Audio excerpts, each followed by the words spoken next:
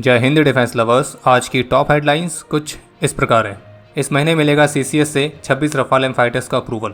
भारत शामिल हो सकता है 6th जनरेशन फाइटर प्रोग्राम जी कैप में। तेजस मार्क 1 के लिए कावेरी इंजन का नया अपडेट। अगले 5 वर्षों में डिफेंस प्रोडक्शन में भारत अचीव करेगा 90% आत्मनिर्भरता। और आर्मी की ईस्टर्न कमांड ने कंडक्ट करी ब्रह्मोस मिसाइल की फायरिंग।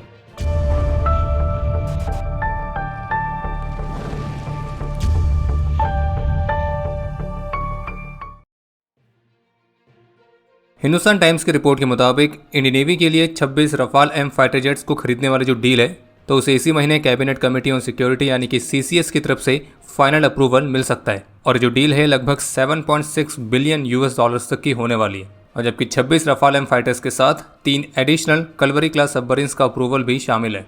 और इस नए फाइनेंशियल ईयर में यानी कि 2025-26 में पिछले फाइनेंशियल ईयर की तुलना में और भी बड़ी डिफेंस डील्स साइन की जाएंगी।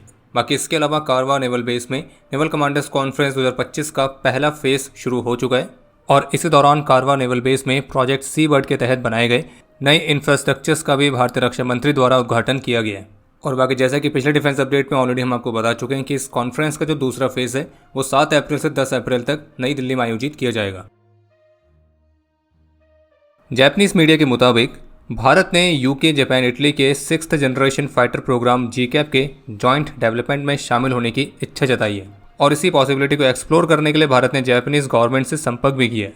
लेकिन इसी रिपोर्ट में इस बात को मेंशन किया गया है कि चूंकि भारत के रशिया के साथ काफ़ी लंबे समय से क्लोज टाइज रहे हैं तो इसलिए जापानीज गवर्नमेंट को भारत को इस प्रोग्राम में शामिल करने से टेक्नोलॉजी के लीक होने की भी चिंता है। और इस रिपोर्ट में दावा किया गया जापानीज और इंडियन डिप्लोमेटिक सोर्सेज के हवाले से यूके, इटली, जापान का जो ये जी कैप प्रोग्राम है जिसमें नेक्स्ट जनरेशन के फाइटर जेट को विकसित किया जा रहा है और इसकी फुल फॉर्म है ग्लोबल कॉम्बैट एयर प्रोग्राम। और इसके तहत जो नेक्स्ट जनरेशन का फाइटर जेट विकसित होगा तो वो 2035 तक डिप्लॉय होने की उम्मीद है। पर चूंकि इस प्रोग्राम में बहुत ही हाई एंड टेक्नोलॉजीज़ को विकसित किया जा रहा है तो इसी वजह से इसमें जो फंडिंग की रिक्वायरमेंट है तो वो भी बहुत ज़्यादा है। और अगर भारत इस प्रोग्राम में शामिल होता है तो इससे न केवल जापान, यूके, इटली के ऊपर से बर्डन कम होगा बल्कि इसके साथ इस एयरक्राफ्ट की मार्केट भी एक्सपेंड होगी। लेकिन इस बात की भी चिंता जताई गई है कि अगर इस प्रोग्राम में कंट्रीज़ का पार्टिसिपेशन बढ़ता है तो इससे इस एयरक्राफ्ट के डिप्लॉयमेंट में डिले होने की संभावना है और कॉन्फिडेंशियल इन्फॉर्मेशन को शेयर करने के मामले में भी चिंता रहेगी। बाकी इस जी कैप प्रोग्राम के तहत कुछ एडवांस टेक्नोलॉजीज जैसे कि नेक्स्ट जनरेशन के propulsion systems, advance stealth technology, artificial intelligence, तो इन सभी के साथ एडवांस फाइटर जेट को विकसित किया जा रहा है। लेकिन आपको ये भी स्पष्ट कर दें कि फिलहाल अभी तक भारत की तरफ से ऐसी कोई भी ऑफिशियल स्टेटमेंट देखने को नहीं मिली है जिसमें इस बात को मेंशन किया गया हो कि भारत इस जी कैप प्रोग्राम के जॉइंट डेवलपमेंट में शामिल होना चाहता है। और जबकि इसी के जैसा एक और 6th जनरेशन फाइटर प्रोग्राम है जो कि जर्मनी, स्पेन और फ्रांस का है जो कि जाना जाता है FCAS के नाम से यानी कि फ्यूचर कॉम्बैट एयर सिस्टम। तो इस प्रोग्राम में भारत को ऑब्जर्वर के तौर पर शामिल करने के लिए जो जर्मनी है वो अपनी पार्टनर कंट्रीज़ के साथ डिस्कशन में भी है।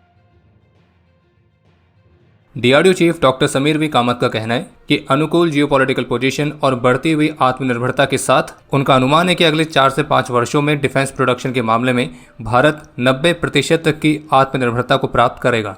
उनका यह भी कहना था कि जो 100% डोमेस्टिक प्रोडक्शन है वो इकोनॉमिकली वायबल नहीं है तो इसलिए हमें अपनी ज़रूरतों को पूरा करने के लिए वैश्विक स्तर पर भी रेलिवेंट बने रहना होगा।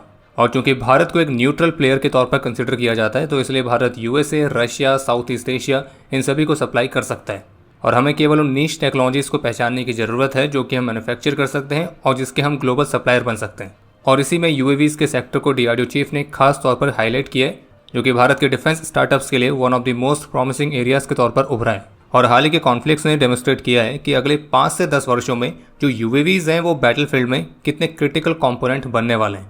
क्योंकि UAVs को आप सर्विलियंस से लेकर लॉजिस्टिक्स से लेकर वेपन डिप्लॉयमेंट, इस तरह के अलग अलग एप्लीकेशंस में इस्तेमाल कर सकते हैं।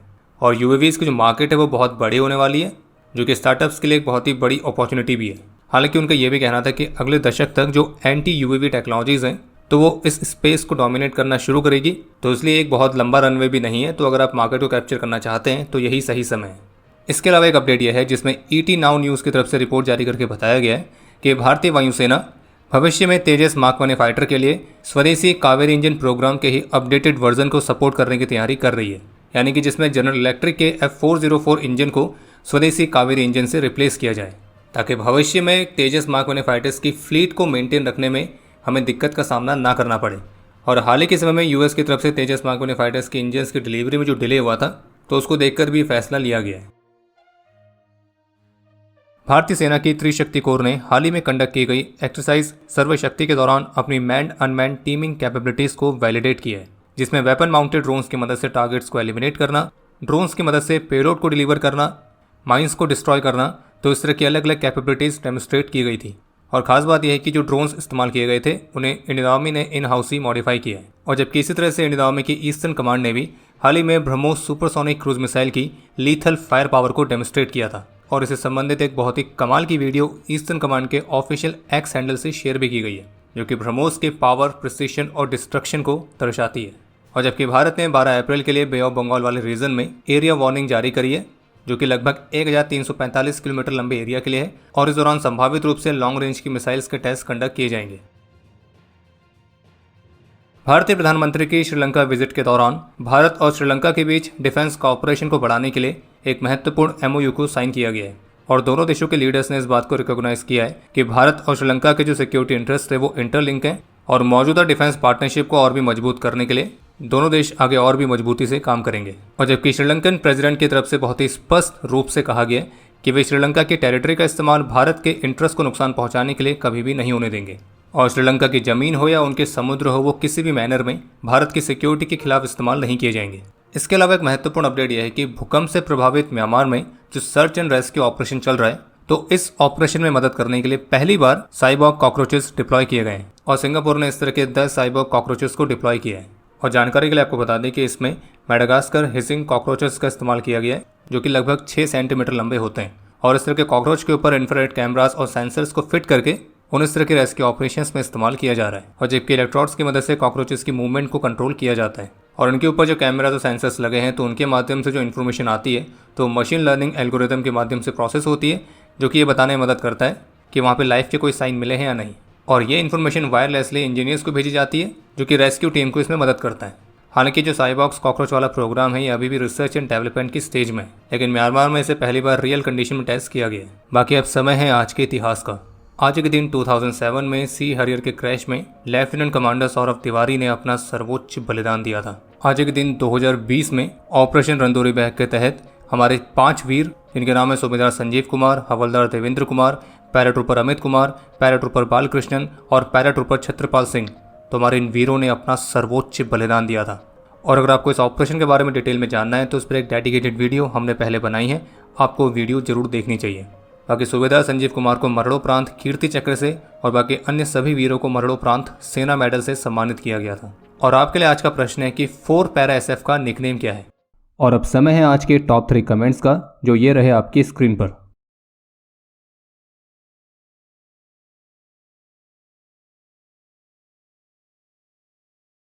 उम्मीद है आपको आज का एपिसोड पसंद आया होगा। पसंद आया तो वीडियो को लाइक करना ना भूलें। आपके कोई भी सुझाव या सवाल हो तो उसके लिए कमेंट सेक्शन ओपन है।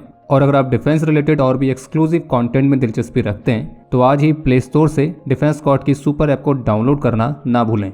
और अगर आप चैनल पर पहली बार आए हैं तो squadron.in पे जाके हमारे नए डिज़ाइंस को भी चेकआउट जरूर करें। बाकी जल्द मिलेंगे नए एपिसोड के साथ। तब तक के लिए जय हिंद, जय भारत।